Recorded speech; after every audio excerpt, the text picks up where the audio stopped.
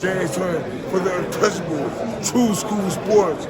Let's go, baby. Bow! Be careful what you wish for because it can become a reality. Yeah. The Untouchable True School Sports Empire proudly presents something the boxing game is missing. Hey, what's going on? It's your boy BT, and I came here to talk some boxing with the thousands of True School Sports subscribers. All right, so let's go ahead and get this month started off properly. Happy September to everybody out there in the world. Hopefully your month is good and prosperous and productive, because I know one thing's for sure and two things for certain. My month of September is going to be good, productive, and prosperous. So yeah, anyway, I want to make this video. I want to come out the box here in September, and I want to put this out there because, you know, boxing is really slow right now.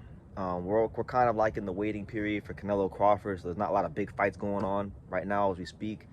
But one of the fights, I would say one of the top 5 fights I'm most excited about to close out the calendar year for boxing is the co-main event on the October 25th card for Thurman Fedora, and that fight's going to be between O'Shaquie Foster and Stephen Fulton. I love this fight. I absolutely love this fight because you got Stephen Fulton following the common theme of this channel, which I always talk about, guys, fighters who step up to the plate and take tough fights. Now, I'm not gonna lie to you, there were some fights at featherweight that I wanted to see Stephen Fulton in, but he said he couldn't make the weight, supposedly. You know, I wanted that Angelo Leo rematch, you know, but he couldn't make the weight, I guess. So it is what it is. But nonetheless, you know, look, he's stepping up to the plate here, and he's moving up to 130, and he's trying to become a 3-division champion. And I'm gonna say it like this, guys: if Stephen Fulton wins, if he is to be victorious against O'Shaquie Foster, then I don't see a reason why he shouldn't be top 10 pound for pound. Because really and truthfully, before he fought Inoue, I thought he should have been top 10 pound for pound. This is a guy, you know, we hear a lot of crying and moaning and complaining from American boxing fans and fans who always want to shit on American boxing about American fighters who don't step up to the plate and take tough fights, that duck and dodge and act like divas. Well, guess what? You know who hasn't been one of those guys in his career? Stephen Fulton. If anything, shit, he's always fighting the tough guys. He's always fighting the guys like, you know, he fought Angelo Leo when he was undefeated. He fought Brandon Figueroa when he was undefeated. You know, he fought Inoue. He was trying to fight Merjan to go undisputed. You know, he fought Carlos Castro in a tough first fight. He fought, what's his name, Adam Lopez early in his career, which was a dangerous fight early in your career, and a whole bunch of other guys I can't remember them all. But he's beaten a lot of undefeated fighters. He stepped up to the plate when it wasn't always beneficial to him, and maybe when the fights didn't make the most financial sense. And there were some fights where, you know, maybe a lot of people didn't think he'd win, and he found a way to come out victorious. The only guy that's really beaten him, and there's no shame in it, the only guy that's really beaten Stephen Fulton is the monster, you know, who's going to go into the Boxing Hall of Fame on the first ballot, who's one of the greatest fighters of our era, and quite frankly, one of the greatest fighters of all time. So there's no shame in losing to one of the best, but he fought one of the best, and he went to Japan to fight one of the best. So you got to respect him. You know, in this day and age, I know there's 4 world titles, so it's a little easier. It's easier to be 3-division champion, but not the way Fulton has done it. I mean, he's doing it in a very noble. If he beats Foster, he's doing it in a very respectable way, because he did it in a time where, in a fashion where he's fighting, you know, good, young, undefeated fighters, former champions, a guy like Danny Ormond, another good one. Danny Ormond, that one doesn't get talked about enough. That was a fight where, you know, he really, you know, he made a former world champion look like trash, beat him easy, right? And now he's fighting O'Shaquie Foster, who, you know, right now 130, the super featherweight division is kind of wide open, but some people would probably say that, you know, maybe Foster might be the #1 guy at 130 as far as the champions are concerned. So he's going there, his first fight. He's not looking for no tune-ups. He's not looking to dip his toe in the water and get his feet. Well, he's going right to the arguably one of the best guy in the division. And he beats him. He's a 3-division champion, and I don't think it should really be a conversation about him being pound for pound. I know people are gonna say, "Well, BT, how could he be pound for pound?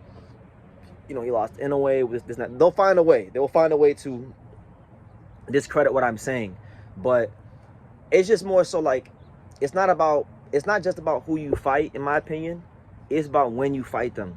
You understand? Like, you can fight 2 fighters can fight the same guy, but it's a different guy. You know what I mean? Like, he's fighting these guys when they're when they're undefeated, I don't want to say it for all. Like I want to say everybody he fought was at the peak of their powers, because some guys got better, some guys got worse. But like even that last fight with Brandon Figueroa, right? You know, a lot of people thought Figueroa beat him in the first fight. A lot of people were picking him to lose the rematch. I was here. I remember making my prediction video for that fight, and I said that Fulton was going to beat him, and he beat him easy. It wasn't a hard fight to pick, right? But people want to have revisionist history now and kind of discredit that win. So to me, it's like, it's not just who you fight, but when you fight them and how you fight against them. Like, he's giving you guys exciting fights for the most part.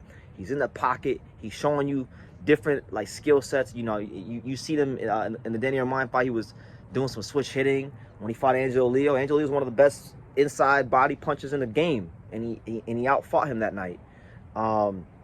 Same thing with Figueroa. You know, he's given guys boxing lessons. Like, you know, he's giving a couple guys some boxing lessons. So my thing is this, man. I'm gonna put it out there. I think he's beating O'Shaquie Foster. Like, O'Shaquie is a good fighter.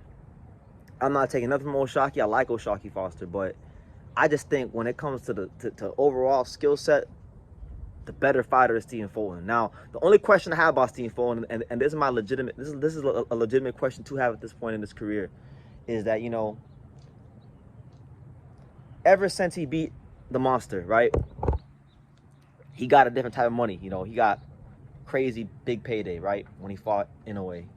I question how much the hunger is still there. I do, but at the same time, knowing Stephen Fulton and the kind of competitor he is, I think the idea and the ambition of becoming a 3-division champion is going to be enough for him to, you know, more than enough for him to be at his best for this fight.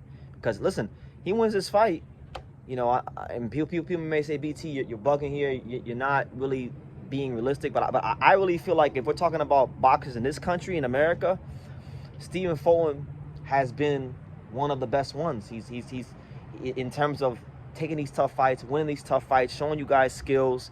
Like a lot of the fighters that I see fans in the comments and on my channel and other channels like Dick Ride, like he's really who you got. Stephen Fulton is really who you want those guys to be.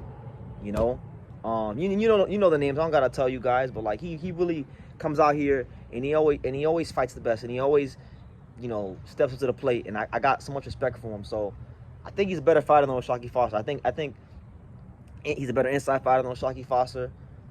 Maybe Foster might be a bit better from the outside, but it ain't like the gap is so wide where, you know, I think it's going to be exploited. I feel like it's damn near even. I would just give the slight edge to Foster because it's, you know, he's at 130. It's his weight.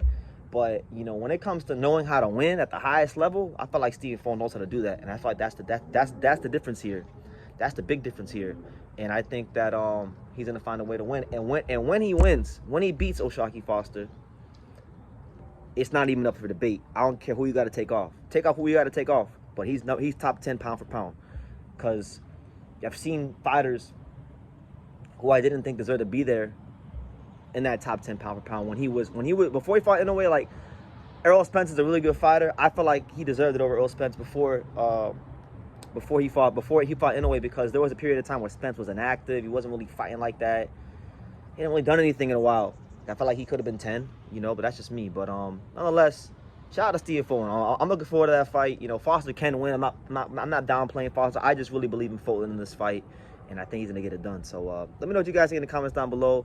Make sure you guys take the time to subscribe. Like I say in every single one of these videos, you can love me or you can hate me, but I'm just a kid from Daniel. So until next time, take care, guys. Thank you for watching another video on the untouchable True School Sports Empire. For more great boxing content just like this, make sure you guys stay tuned and subscribe. You won't be disappointed.